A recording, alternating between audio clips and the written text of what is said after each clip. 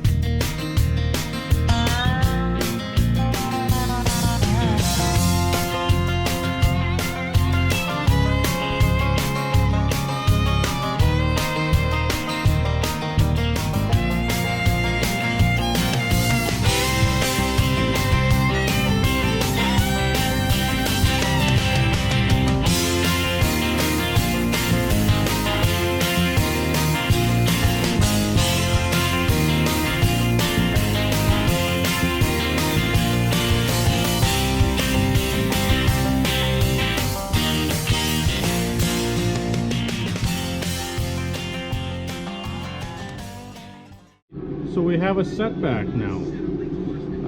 Things just got a lot harder.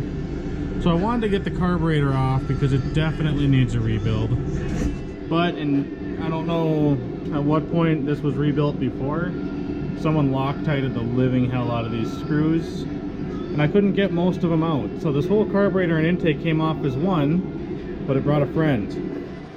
It brought the arm that's supposed to be attached to this intake. You can see this one still has it.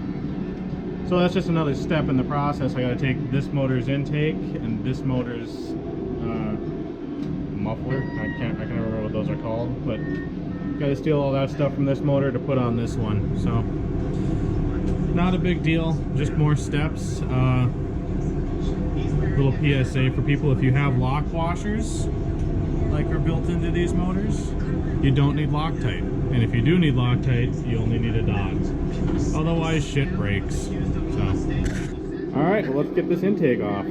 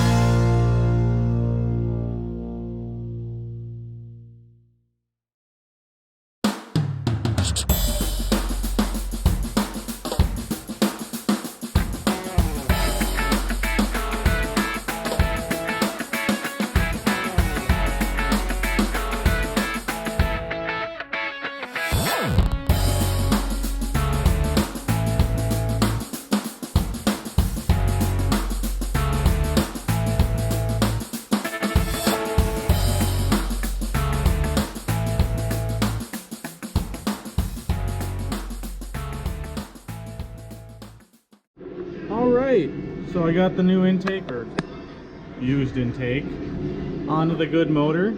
So basically I put myself back to square one so I can start making progress again. So next step now is find out which one of these carburetors is the closest to working. I know this one that came off the parts motor is missing its upper throttle pin.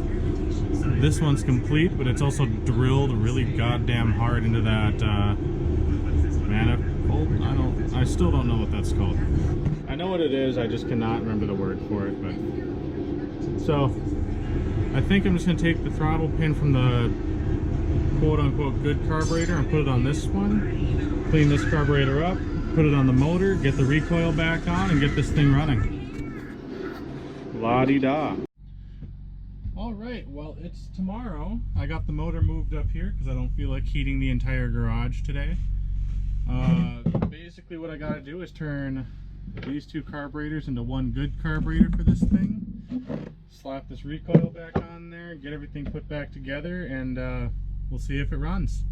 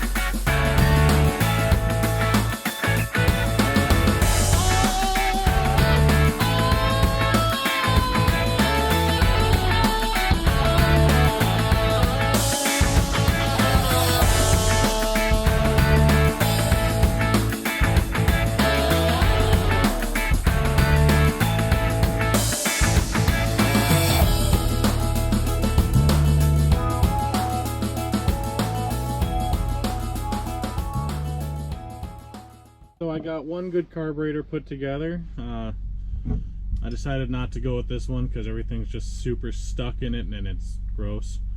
This one actually looks like it was, I would say, recently rebuilt, but I know this motor's been sitting for at least 15 years.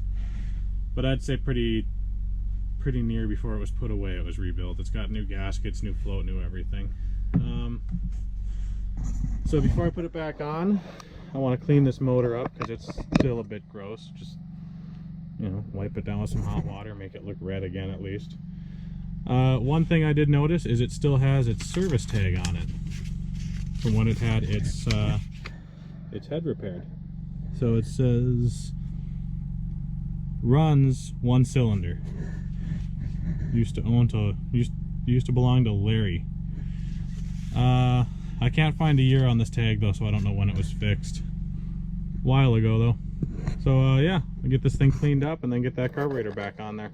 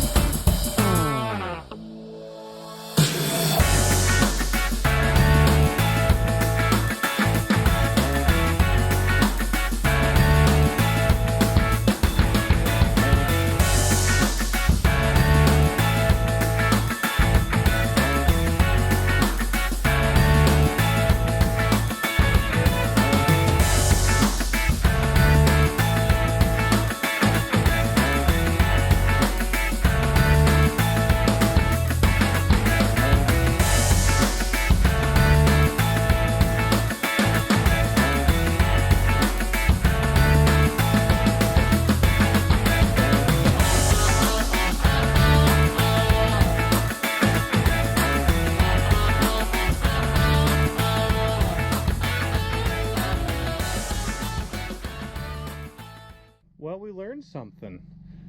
Just trying to get this little guy off so I can clean it up good, and it is spring loaded. And it shot me right in the balls. But it was a learning experience for all.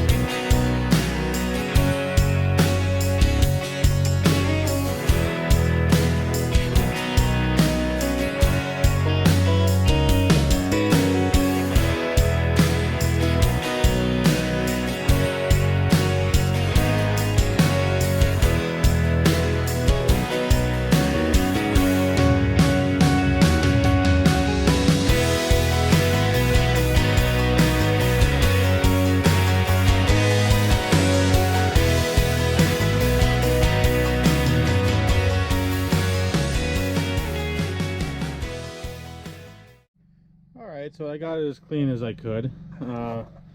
This motor's really faded. It must have spent a few years outside, because if you look in there, there's the original paint color, and you look down here, there's the extremely faded out red. Same on the handle, pretty faded. But it cleaned up all right. Not going to be the prettiest motor I have, but it'll be a runner.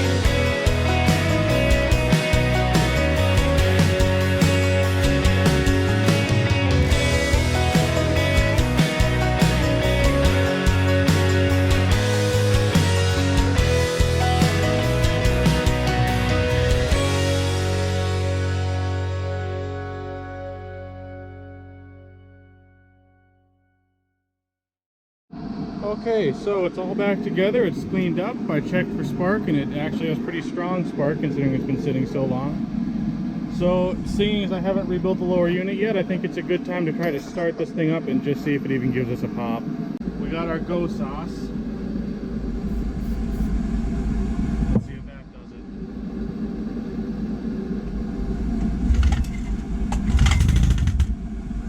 Ooh, she wants it. More of this. Give it a little choke.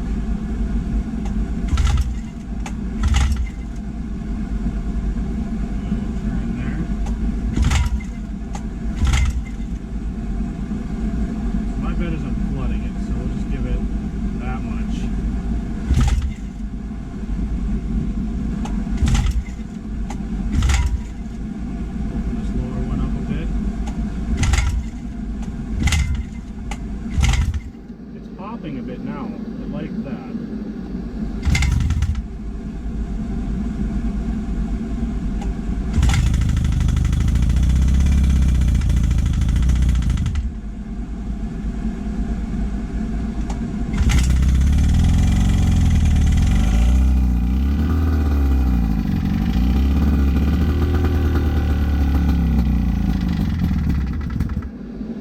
Alright, well, I got more carb adjustments to do, but I'm going to clean that hood up, put it on, get this thing all set up, then we can dial it in. But for once, I've showed you something running.